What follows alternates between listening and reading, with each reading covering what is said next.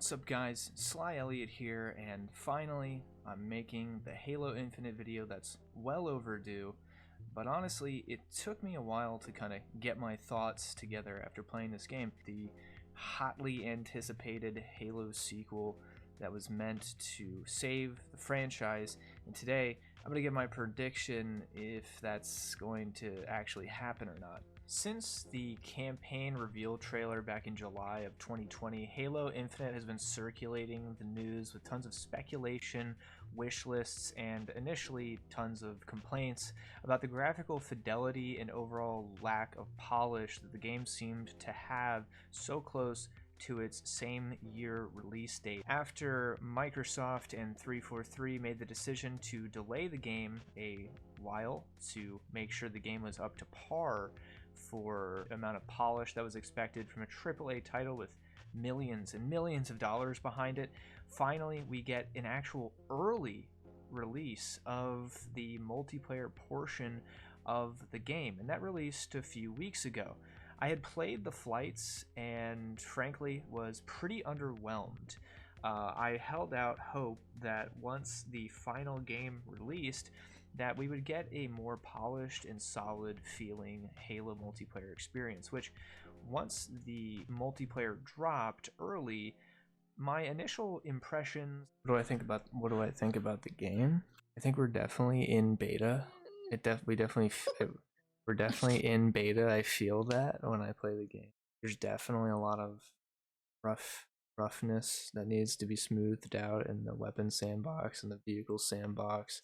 I am interested to see what they do with the progression system, because I think it's really important that they don't turn anybody off. Whatever 343 chooses to do in this next month leading up to full release, and then in the month following when we go through the holidays and everybody has all this huge amount of free time, that will give us a really good indication to what extent it's going to be supported and cared for. I think it's just going to be really telling because there's clearly work that needs to be done and just on the multiplayer side of things. So if we don't see a lot of fixes, if we don't see a lot of attention there leading up to release, okay, well that's bad. That's a red flag. I'm excited as long as they smooth out some of these issues with the sandbox. I don't know. I like the game a lot. I feel like 343 recognizes that this is their last shot. I think they understand the pressure is on. You guys do not get another chance. So don't fuck this up. The game has been out for less than 48 hours. Less than 36 hours. And they've already created this entire blog post of all known issues that they're tracking, that they're working on fixing, and these challenges we're having issues with. Part of it, they're tracking. They've already come out and acknowledged what these issues are. It's nothing like what we see with other game devs where there's these huge glaring issues and that just complete radio silence from the people in charge. I feel like 343, from integration of competitive from the get-go to their communication with the community and their transparency, I think that they're going to be on their shit this year and that this is going to be a good game. To me, the issues with this game are small things that would be very easy to fix or change. Yes. Some of them I don't know if 343 necessarily sees as issues. The assault rifle in this game, the assault rifle is wild because insane. If it's such a weird weapon when you get on those giant maps, like the sand map, for example, and you have an AR, you literally feel completely ineffective. But then at the same time, when you're medium to close range, the assault rifle is dominant. I mean, the time to kill is insane. It's literally better than the pistol. Like you said earlier when we were playing, when I'm picking up another weapon, whether it be a BR or a sniper, I'm not dropping my AR. I'm dropping my pistol because the pistols, not only is the AR so freaking good, but the pistol's reticle bloom is insane in this game. It's literally impossible perfect people with the pistol. My other main issue with the weapon sandbox, a lot of the quote unquote power weapons to me are not intuitive at all Mm-hmm. in how they're used. How the fuck do I use this gun? I had the Right. same issue when I picked up the Mangler, right? Like everyone who's played Halo for a while is familiar with the Mauler. We all know what the Mauler does. We all know what the bolt shot does, right? You get the Mangler and you're like, okay, this is a handheld gun, looks like the Mauler. You know, there's got shotgun shells that are visible in the weapon, but they're buckshot. Like, and it does an insane amount Yeah. of damage at long range. And it's like very Doesn't make fucking. yeah, it's very weird. And then like the Bulldog shotgun does like one set amount of damage in its range, and whether you're 1 meter away from someone or 10 meters away from someone, it takes 2 shots to kill.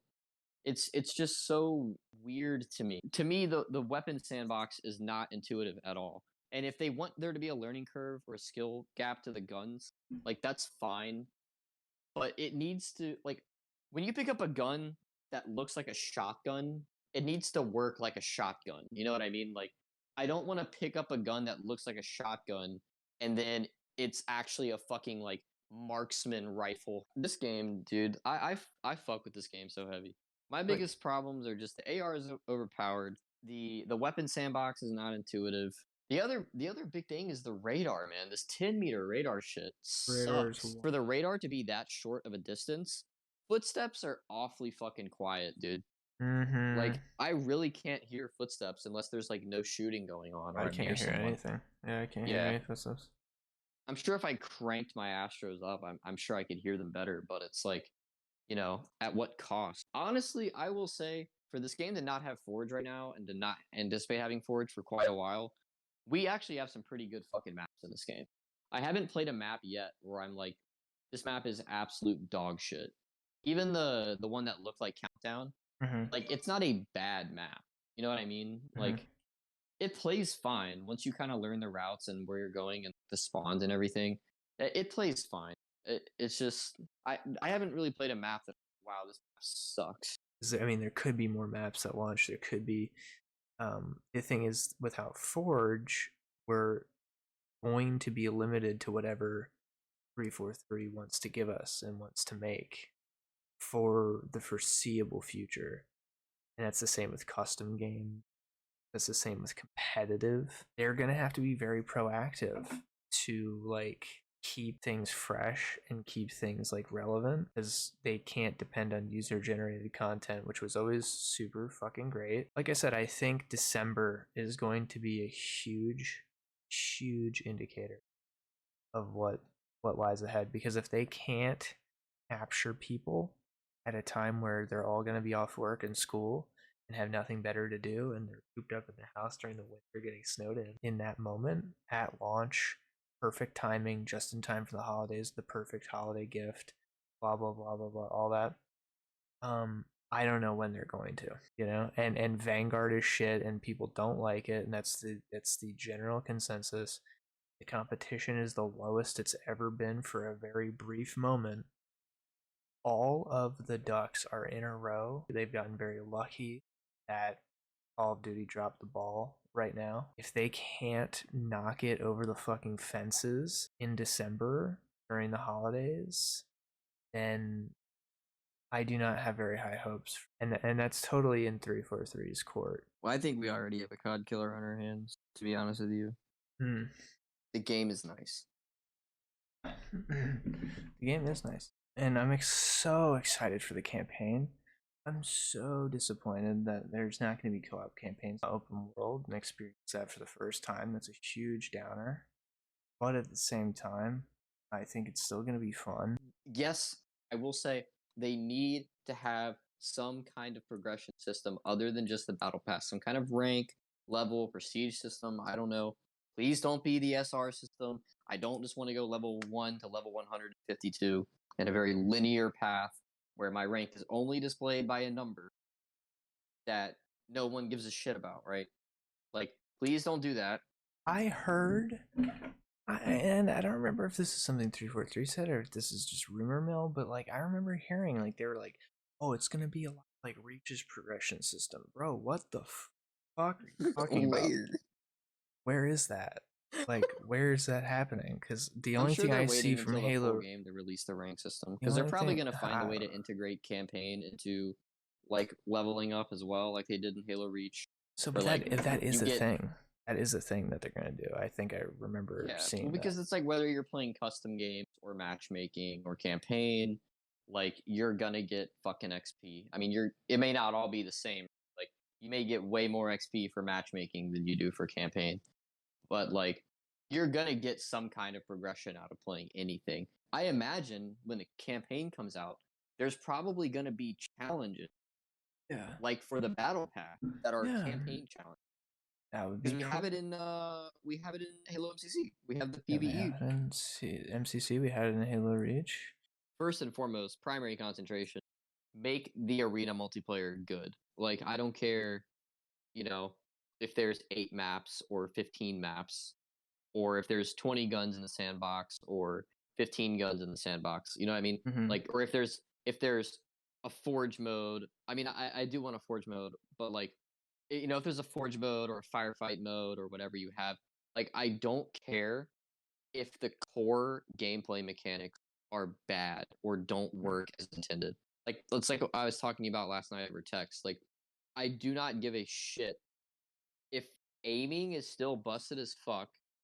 The game is not going to be good because the core mechanics of the game suck ass, right? Make the game good. Like, make the mechanics you have work, make the game feel good, then worry about. I agree. Like, so there is a content issue potentially. I mean, I haven't played in multiplayer to be bored of it yet. I haven't even started rank play yet. There may be a potential content issue down the road here, especially if we're talking 6-month long seasons. I don't know if this is going to hold people over in its current state for 6 months. That's one of my big problems. Especially, but the other issue is if there's no kind of additional progression system added beyond just the battle pass. Mm-hmm. Because I don't think just the battle pass is enough. I don't think it's enough to keep people I agree. actively pursuing, you know, the grind of this multiplayer. Yeah, allegedly this is a beta, but also allegedly this is not the beta. The multiplayer been ready, and they know that. That's why they put it out. They want to be able to call this experience a beta versus what Call of Duty has been doing for the last 3 years, where they release the game on launch date with a beta level multiplayer that feels like, wow, this feels like dog shit, like it's in beta. I think that they have what they consider to be a pretty much finished product, and they want to release it as a beta now, with although that was not probably previously planned for them. That's what the flights were for. You know, they're like, well, this is an opportunity for us to release the game, see the reception, and then if things aren't received well, we can say, oh, well, hey, this is just a beta. And then fix it, and then it's like, oh, it's good for launch. Like, you can't be mad. Like, that was a beta. Like, it's good now. Right, and that's a great idea, and it's genius, honestly. Because the game releases in 3 weeks. Like, why the fuck would you put a beta out? After much more time with the game, I think some of its shortcomings started to become more clear, and I'll get to those later.